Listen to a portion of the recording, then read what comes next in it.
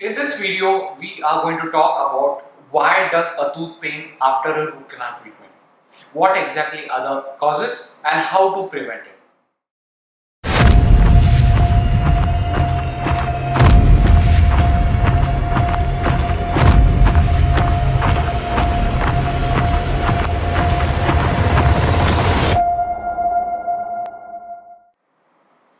Hello friends, Niranjan here, back again with another video series.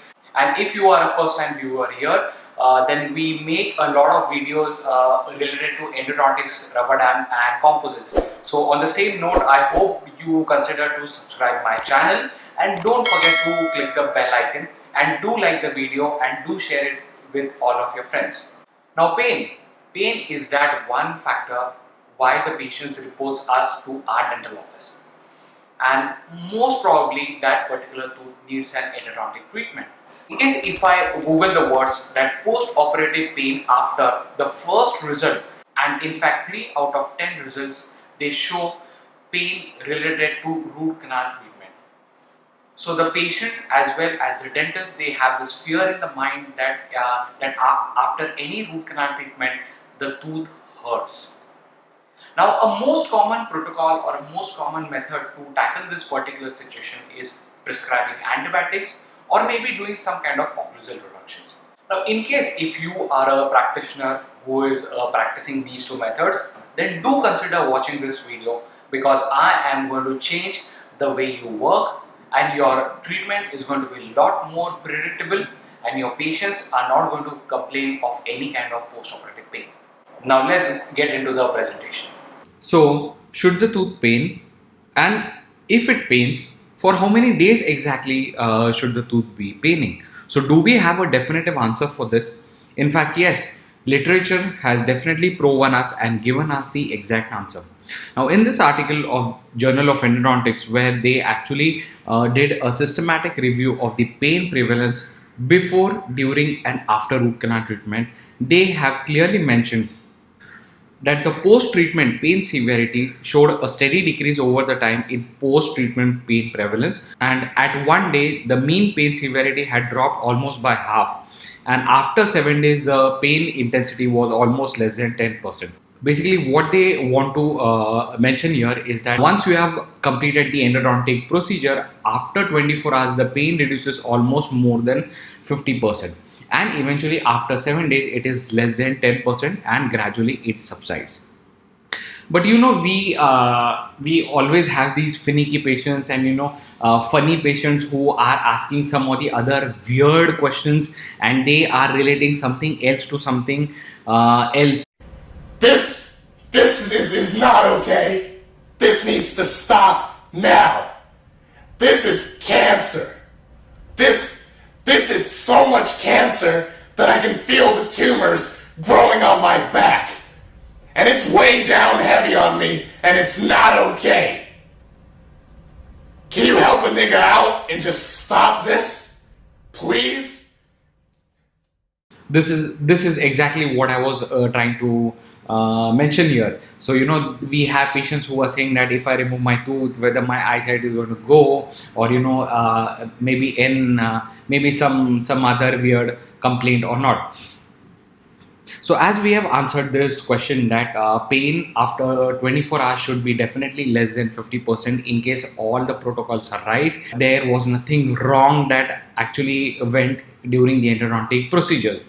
However, now if we were to classify this now into a different category of pain, that is a post-operative pain, then the next category actually comes is something called as flare-ups.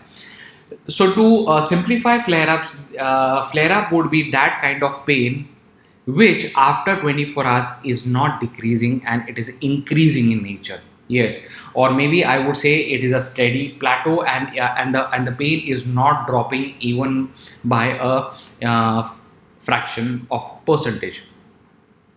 Therefore, the main causes of any kind of flare-ups are over-instrumentation, inadequate irrigation, and missed canals. Yes, so these are 3 major causes of flare-up after your endodontic treatment. Let's understand this each and everything in detail. Starting with over-instrumentation. Now, to understand over instrumentation a little more better, let's start with this example. So this was a case of mandibular second molar where a dentist was working on, and he takes a first master cone X-ray in which he realizes that the distal cone is now short. Okay, so on the same note, he re-instruments the canal, and he now takes a second master cone X-ray where it is clearly seen that the Gadapacha cone is slightly beyond apex. Maybe it is 0.51 millimeter. So to give an approximate of 1 millimeter was of Gadapacha was cut. The case was obturated, and the patient goes back home. Now this case was completed early in the morning. But early in the evening, around 4 and 5 p.m., the patient again reports back with excruciating pain. Pain to such an extent that the patient can't bear the pain, and he says the dentist that please extract the tooth, I can't bear the pain. So hearing this, the dentist also gets scary, and the dentist and the patient, they both decide to extract the tooth. Moment the tooth was extracted, the dentist was shocked to see the distal root. This is how it was.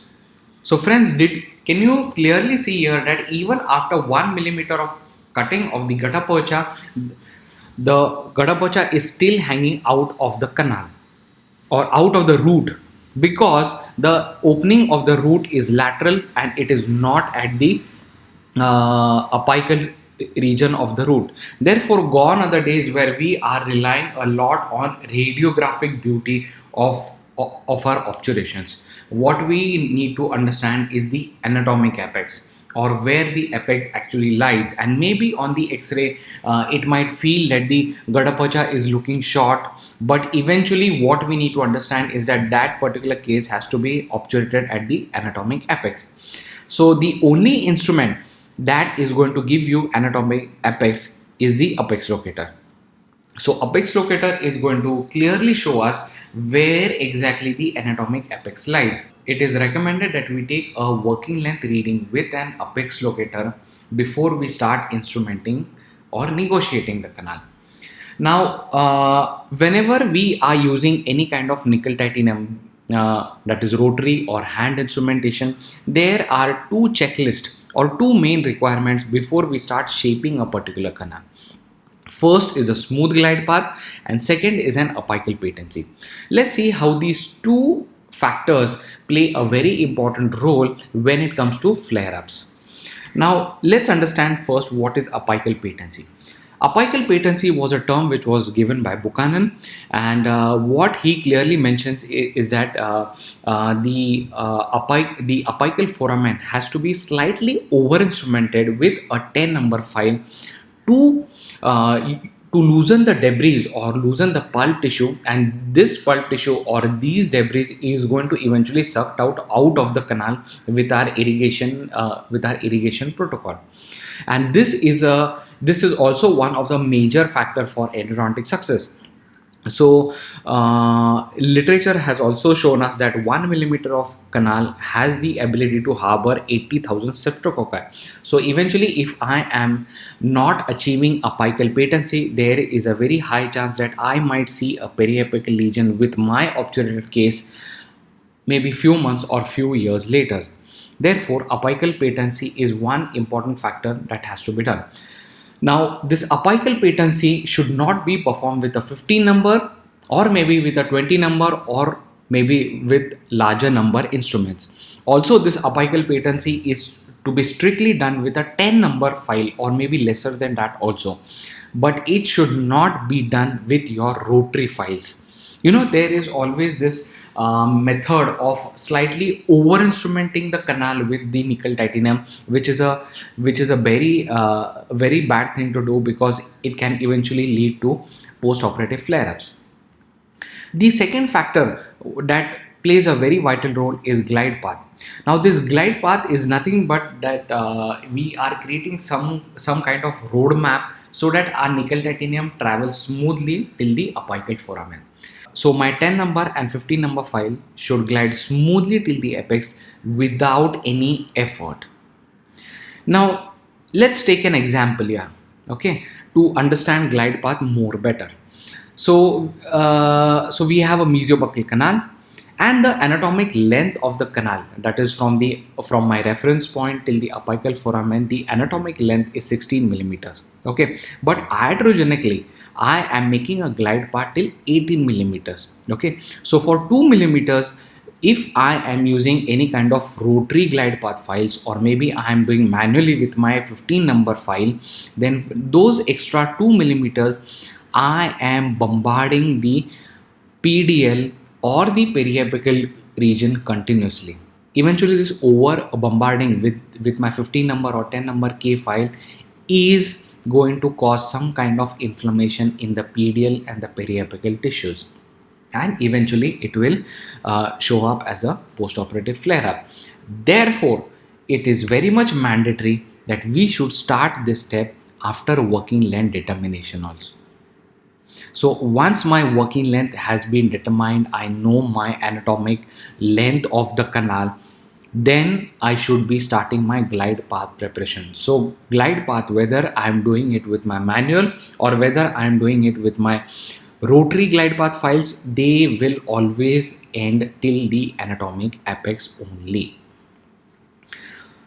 Now, coming to the next cause as to how does irrigation play a very vital role when it comes to postoperative flare-ups, because irrigation, I would say that it is a real grandmaster when it comes to any endodontic treatment, because with shaping of the canals, we are just creating shape for my sodium hypochlorite to reach the apex. But just a simple flushing with syringe and needle, does it have the ability to take the irrigant till the apical third? Let's understand this more in detail. Here I have a simulated root canal and I am trying to irrigate the same with an irrigant. What is happening is that the air that is trapped is not letting my irrigant reach till the apical third. Therefore, I need some external activation force or external activation medium to take this irrigant now till the apical third. As you can see here, now the irrigant that was there in the coronal third has now reached till the apical third. And all the extra anatomy, the lateral canal, the apical deltas, the fins, etc., they are all present in the apical third only. Therefore, it is very much necessary that we activate our irrigant. To clear the airlock, the irrigant reaches the apical third and it cleans all the lateral anatomy. Have a look at these two images which are there in the front of your screen on the right hand side. First image, that is before activation of sodium hypochlorite. You can clearly see that the sodium hypochlorite or the irrigant that is there in the canal is completely clear. But when the same hypochlorite has been activated, it has now turned turbid. So imagine the amount of debris, the bacteria, that they are byproducts which have been liberated, and now they are all floating in the sodium hypochlorite, which has to be sucked out of the canal. Now at this moment, try and imagine that if I would have not activated my sodium hypochlorite and I would have gone ahead and obturated the case, what would have happened? Well, in this case, the bacteria would have not got completely eliminated, and eventually I would see a periapical lesion with my own case maybe few months or few years later. Coming to the third aspect, that is mist canals. Yes, so when it comes to mist canal, everybody fears of the MB2. Yes, it is a most feared canal. Now to increase your fear more, one thing I would like to mention here, that MB2 is not an extra canal, friends. It is a main canal. Yes, if in fact, what I want you to do is, in case you have an extracted maxillary molar in your dental office, I want you to have a look at the mesiobuccal root of it, and you will be surprised to see that the mesiobuccal root is wide buccopalatally. Yes, compared to the distobuccal as well as palatal. So where exactly is this MB2 canal located? Let's understand this more in detail. Now, if you actually compare the shape of the mesiobuccal orifice to the distobuccal or the palatal, the mesobuccal orifice is always elliptical in shape, or maybe it is like a small line. Okay, now any line has two ends. There is one end and there is the another end. Now the most mesial and the buccal end is where the MB1 is located, and the parietal extent of that line is where the MB2 is located. Therefore, always try and negotiate for the MB2 canal. It is always present, I would say more than 95% of the time, and this can be a very common cause of post-operative flare-up. In fact, to locate the MB2 canal, the ultrasonics works wonders, because to locate this particular opening, it does not make sense that I use some kind of burr which has an active surface at the end, and there is a possibility that I may perforate the pulpal floor. Therefore, ultrasonic works great when it comes to troughing for looking for the MB2 canal. Now at this moment, I also want to make an highlight that maxillary second molars, they also have a tendency to show the mesobuccal 2 canals. I don't know, so many times I have come across a few dentists who are mentioning that we do try to locate and try to negotiate the MB2 canals in the first molar, but when it comes to second molar, there is not so much inclination in negotiating and locating the canals per se, but maxillary second molars also have a tendency to show the MB2 canal. And as you can see in this X-ray in front of your screen, in a maxillary second molar, there are two canals, and both the canals have a separate exit. Therefore, even if I miss one of the canal, there is a very high chance that the patient might have a post-operative flare-up, or sometimes he might have sensitivity also with an obturated tooth. And then we wonder that if all the three canals are cleaned well, obturated well, from where is the sensitivity coming? In fact, few of the maxillary molars can also show the MB3 canals. Yes, there is a possibility. Now, apart from the maxillary molars, the mandibular molars, they show a very high variation in the root canal anatomy. So they might have two canals joining into one canal splitting into two separate canals, three separate canals, and n number of anatomic variation can be present with these mandibular premolars. Therefore, each and every canal has to be negotiated well, and every canal has to be obturated well. And to locate these kind of canals, magnification plays a very vital role. In fact, when it comes to location of these extra canals, and suppose the tooth is vital, then you might see a small bleeding spot from a particular case. Now this bleeding spot is very commonly mistaken as a perforation in the pulpal floor, but friends, in case if I have used a safe ended burr, then there is no risk or there is no chance that I would be perforating the pulpal floor. Therefore, whenever you see some kind of bleeding spot, then there is a very high chance that there might be some extra canal present. So these were three main reasons as to why there is a post-operative flare-up after endodontic treatment. Now let's understand in detail as to how to tackle these three main reasons of post-operative flare-up. Now suppose if the root canal treatment has gone smoothly, there were no hurdles during the entire protocol, and we go ahead and obturate the case, then a simple analgesics is what is needed to be given to the patient. Now suppose there was some kind of over instrumentation during the shaping protocol or during the glide path preparation, and you see some kind of oozing, that is blood is oozing out from the canal, then just in the next appointment just irrigate with saline. And in case if there is some kind of periapical lesion which was dormant earlier but now has turned out active, then you might use intracanal medicaments. However, the main important point that you should not be using here is antibiotics. Yes friends, there is no need of antibiotics when it comes to endodontic therapy. In fact, to prove my point, I have a supporting article from the American Association of Endodontics, where they had given a position statement. They clearly mention that antibiotics are essential medications, but they are overused and misused. They are creating resistant bacteria that are not susceptible to antibiotics. Also, the second main point is that the key to successful management of infection of endodontic origin is adequate debridement of the infected root canal and drainage for both the soft and hard tissues. So friends, it is necessary that whatever debris and whatever infected bacteria is there, removing them from the root canal is more important rather than relying on systemic antibiotics. Now, another important method to tackle post-operative flare-ups is occlusal reduction. But friends, there is practically no need of occlusal reduction in today's endodontic treatment. Yes, in fact, to prove my point, this is an article from the Journal of Endodontics where they actually did a randomized clinical trial, and the results of this article clearly say occlusal reduction had no significant effect on post-operative pain after root canal treatment of teeth with irreversible pulpitis and mild tenderness to percussion. Therefore, in case if you are relying a lot on occlusal reduction, then this is a practice which you need to stop. There is no need of occlusal reduction.